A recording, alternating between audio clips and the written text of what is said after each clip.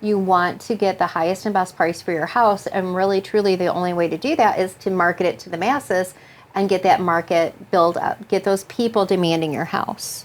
We're KNE Realty, a boutique brick and mortar brokerage in Southeast Michigan. This is Christy Roberts, the broker with over 10 years in the business of slaying. We're going to answer Reddit questions. Like a dragon. First question is, buyer agent wants to lie on offer about down amount. I want to put an offer on my first single family home. I have 15 grand to put down. My buyer's agent wants me in my offer to say I'm putting 30 down instead because it makes me look stronger. I don't have 30,000 liquid, I have 15 liquid.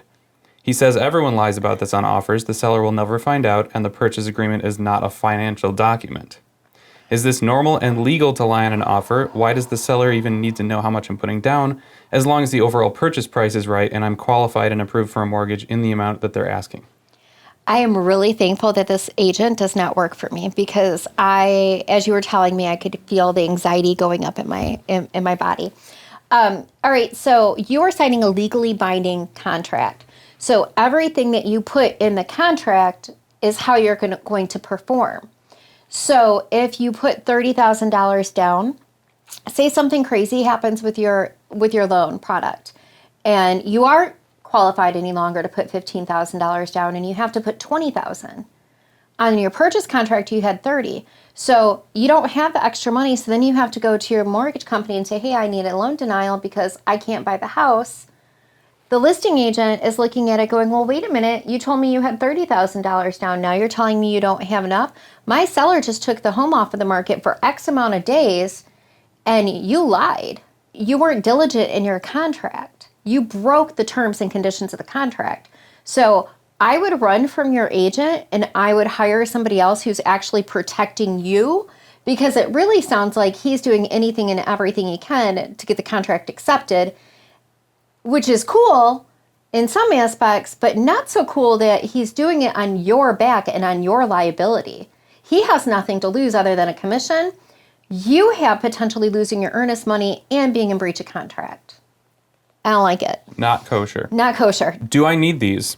So I'm paying $434 for a home inspection. They offer add-on services for $100 to $350 each. Radon, termite, mold, bed bug, sewer scoping. Let's just start with the sewer scope. How old is the sewer? Is it old? Is it new? Do you know? Are there lots of large trees?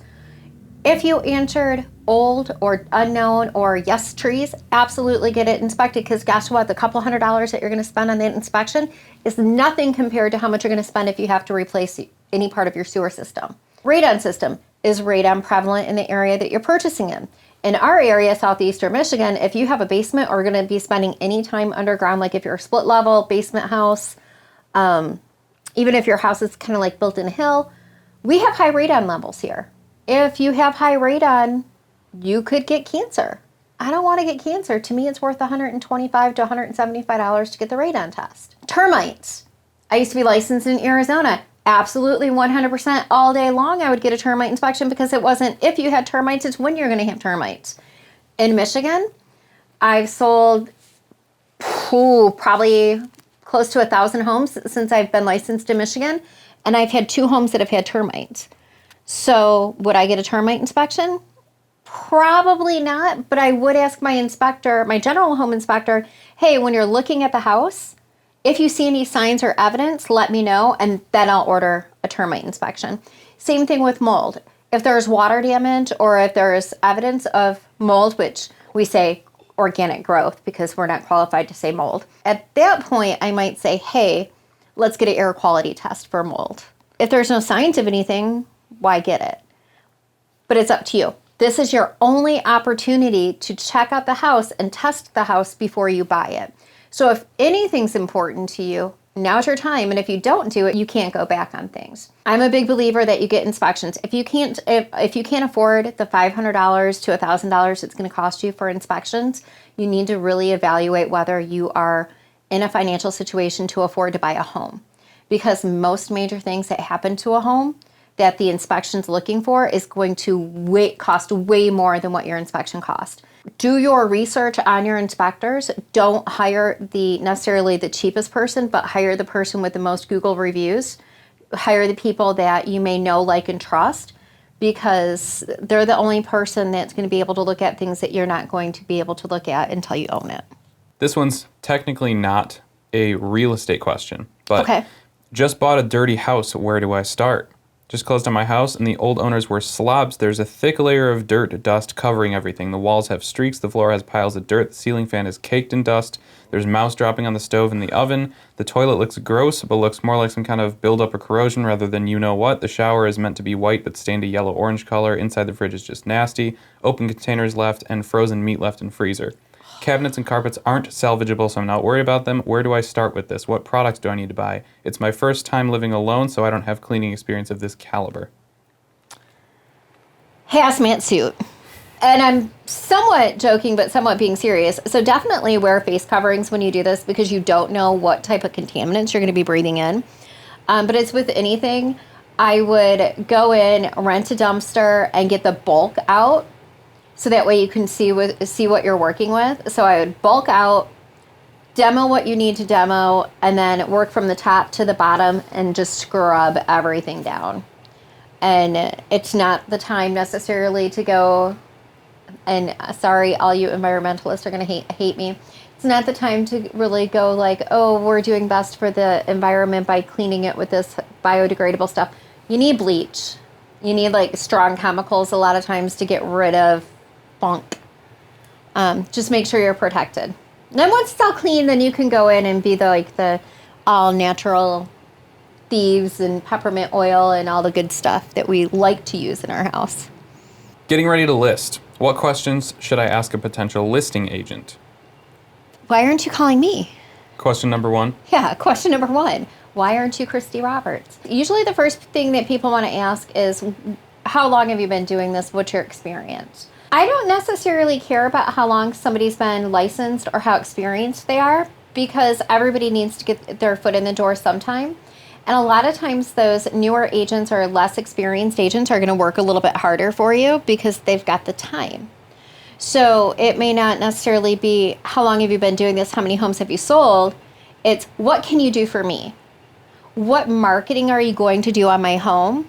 What are you going to be personally delivering in your services to me? Are you going to be doing open houses? Are you going to be doing customized flyers and brochures? What type of social media marketing are you going to be doing? I would want to know how they're going to market my home. And then secondary would be their actual experience in the real estate market. If you don't see numbers experience, then you need to see the plan. Exactly. Yes. I have come across some really strong hustlers that I would hire any day over an agent who is, I've been doing this for 30 years. I'm a top producer. Well, you're a top producer that hands everything off to their team, which would be the next question. Are you going to be my key point of contact, or will I be working with your office manager, TC, marketing director, listing coordinator, whatever? I want to know as a homeowner, who's my contact, who am I going to be talking to, and who's going to be responsible? Or are you some mega team where I just have one person coming in the door, selling me their services, they bounce out, and now I'm working with somebody in their office that I've never seen or never will see? So let's recap that. Plan, experience. Mm-hmm. Are you part of a team?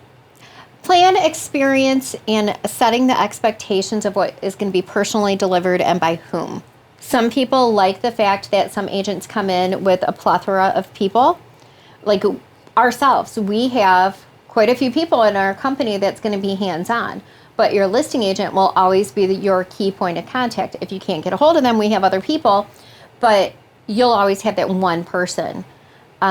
Some other companies have a different business plan. They're going to be representing your biggest asset, so you need to have it represented in a way that's comfortable for you.